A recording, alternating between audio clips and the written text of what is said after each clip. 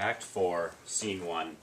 King Claudius is sitting like a G across from his mate, Queen Gertrude. Childhood friends of Hamlet, Rosencrantz and Guildenstern, are in the same room later in the scene. There's matter in these sighs, these profound heaves. You must translate. 'Tis fit we understand them. Where is your son? Ah, my good lord, I have seen two tonight. What, Gertrude? How does Hamlet? As mad as the sea and wind, both contend, which is mightier, his lawless fits behind Arras hearing something, sir. Oh, heavy deed! It had been so with us. Had we been there, his liberty is full of threats to all, to yourself, to us, to everyone. At last, how shall this bloody deed be answered? To draw apart the body he hath killed, or whoever whom his madness, like some ore among a mineral of metal's base, shall in self pure his weeps for what he has done. I pray you, hasten this. Come, Gertrude, we call up our wisest friends, and let them know both what we mean to do, and what ultimately done, oh, come away. My soul is full of discord and dismay.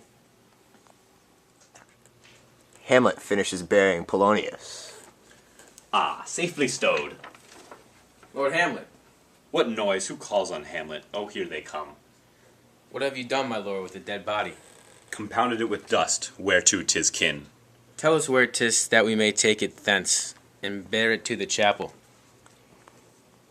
That I keep your counsel and not mine own, besides to be demanded of a sponge, what replication should be made by the son of a king? Take you me for a sponge, my lord? Aye, sir, that soaks up the king's countenance, his rewards, his authorities. I understand you not, my lord. I am glad of it. A knavish speech sleeps in a foolish ear. The body's with the king, but the king is not with the body.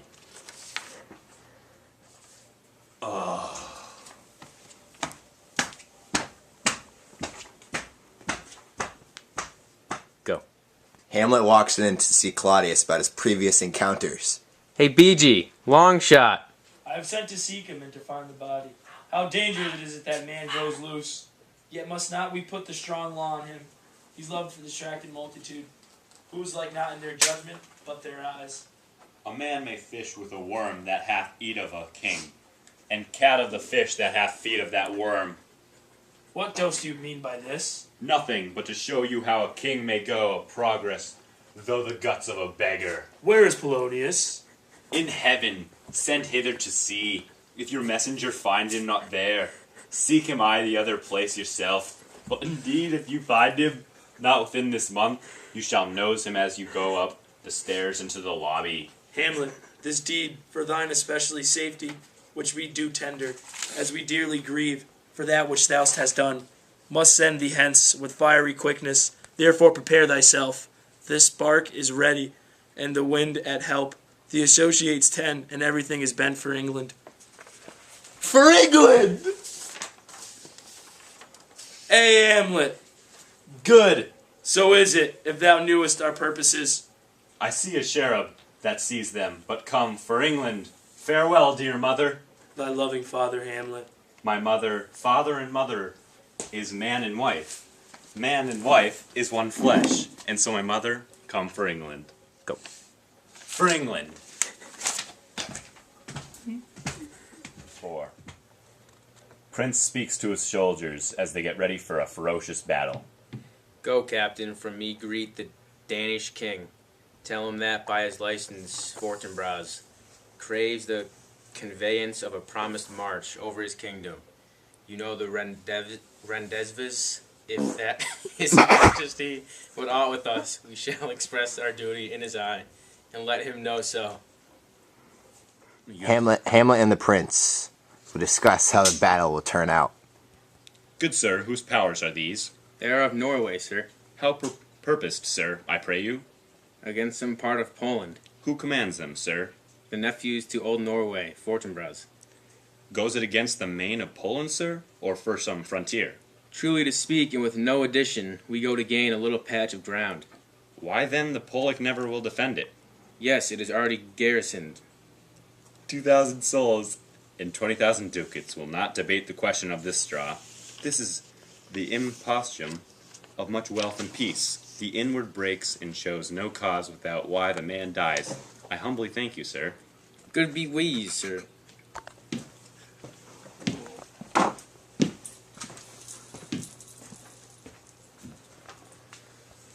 How all occasions do inform against me, and spur my dull revenge.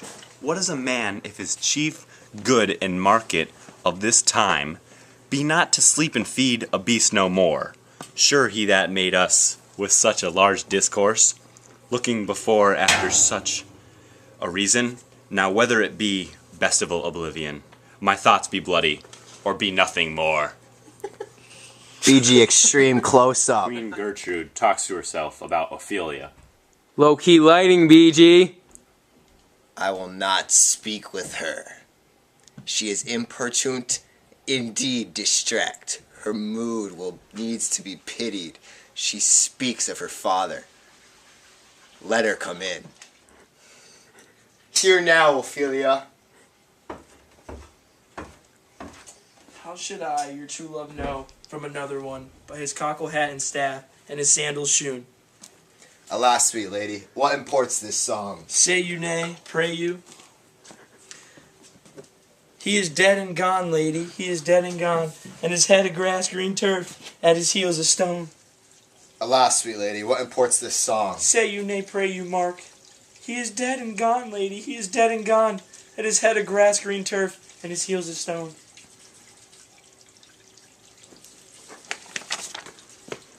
How do you, pretty lady? Well, God, you, they say the owl is a baker's daughter. Conceit upon her father.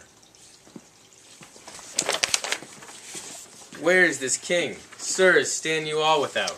Calmly, good Laertes. Where's my father? Dead. Let him... How came he dead? I'll not be juggled with. To hell allegiance, vows to the blackest devil. Conscience and grace to the profoundest pit. I dare damnation. To this point I stand, that both the worlds I give to negligence, let come what comes. Good Laertes, if you desire, who shall stay you? My will, not all the world. And for my means I'll husband them so well, they shall go far with little. Good Laertes, if you desire to know the certainty of your dear father's death, it's writ in your revenge, that swoopstake you will draw both friend and foe, winner and loser. None but his enemies. Will you know them then?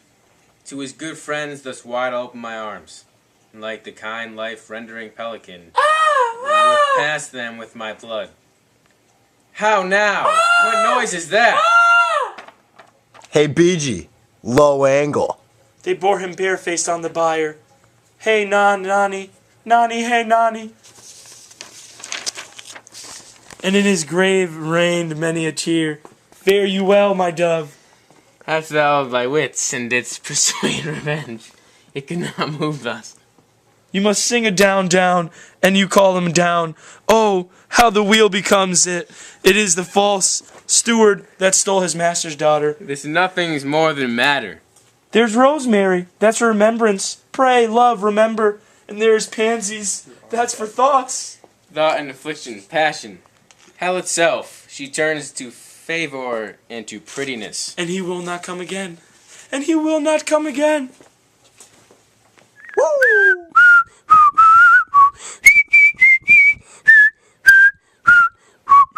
Horatio and a servant are speaking when a sailor comes in. What are they that would speak with me? Sailors, sir, they have letters for you. Let them come in. God bless you, sir. There's a letter for you from the ambassador, bound for England.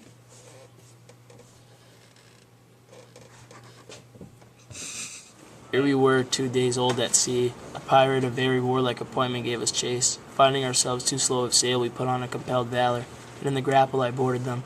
On the instant they got clear of our ship, so I alone became their prisoner. These good fellows will bring thee where I am. Rosencrantz and Guilderstern hold their course for England. Laertes and King Claudius scheme on how to kill Hamlet. Now must your conscience and my acquaintance seal, and you must put me in your heart for find. Sith you have heard, and with a knowing car, that he which hath your noble father slain pursued my life. It well appears, but tell me, why you proceeded not against these feats, so crimeful, so capital in nature? As by your safety, wisdom, all things else, you were mainly stirred up. Oh, for two special reasons, which may to you perhaps seem much unsued, but yet to me they are strong. The queen, his mother, lives almost by his looks, and for myself. And so I have a noble father lost, a sister driven into desperate terms, whose worth, if praises may go back again, stood challenger on mount of all age. For her perfections, but my revenge will come. Break not your sleeves for that. You must not think that we are made for stuff so flat and dull. King Claudius, I bring letters. From Hamlet? Who brought them? Laertes, you shall hear them. Leave us. You know the hand? 'Tis Hamlet's character naked, and in a proscript here, he says alone, can you advise me? I'm lost in it, my lord. Let him come here. It warms the very sickness in my heart, that I shall live and tell him to his teeth, thou didst thou. If it be so late, Laertes, as how should it be so? How otherwise will you be ruled by me? Aye, my lord. So you will not o'errule me a piece. A very ribbon in the cap of youth, yet needful too, for youth no less becomes the light and careless livery that it wears. Go! I'll cut his throat to the church. No place indeed should murder sanctuarize. Revenge should have no bounds. But good Laertes, will you do this? Keep close within your chamber, or with a little shuffling, you may choose a sword unbaited, and in a pass of practice, requite him for your father. I will do it, and for that purpose, I will anoint my sword with poison. Let's further think of this. Weigh what convenience both of time and means may fit us to our shape. If this should fail, if he by chance escape your venom stuck, our purpose may hold there. Gladys, you're not recording right now. Horatio and a servant is talking, and then a sailor comes in. What are they that would speak with me? Sailor, sir, they have letters for you. Let them come in. God bless you, sir. Let him bless thee too. There's a letter for you, and it comes from the and please him. There's a letter for you, sir. It comes from the ambassador that was bound for England. If your name be Horatio, as I am, let to know it is. Go. How now, Ophelia? How should I, your true love, know from another one by his cockle hat and staff and his sandal shoe? Alas, sweet lady, what in All right. It's not all right. It's all right. You want to be? Oh my god, that smells like shit. Dude, this is not all right. All right, Kyle. What you're gonna do is read King Claudius is standing like a G next to his mate, Queen Gertrude. Yeah. Childhood, blah, blah, blah, blah. And then, who the fuck's King Claudius? All right, we got Gertrude, King Claudius. So this is the scene between you two. I think we can do this right now. All right. We should have two scripts. Why don't? Why are we I'm gonna go print out It's the too night. hard. It took like 15 minutes to print it. Yeah, it took like 2 minutes. We'll do it. I can really just go print it out. Oh, I know. Let's see if I think we can get through this scene. How do you figure we're gonna do this? Wait. Try. You There's stop some that. scenes where there's, Save like, it, four but of stop us. it. Yeah. Talk loud. Hamlet. Talk loud. Act 4, Scene 1. King Claudius is standing like a G next to his mate, Queen Gertrude. Childhood friends of Hamlet, Rosencrantz and Guildenstern, are in the same room.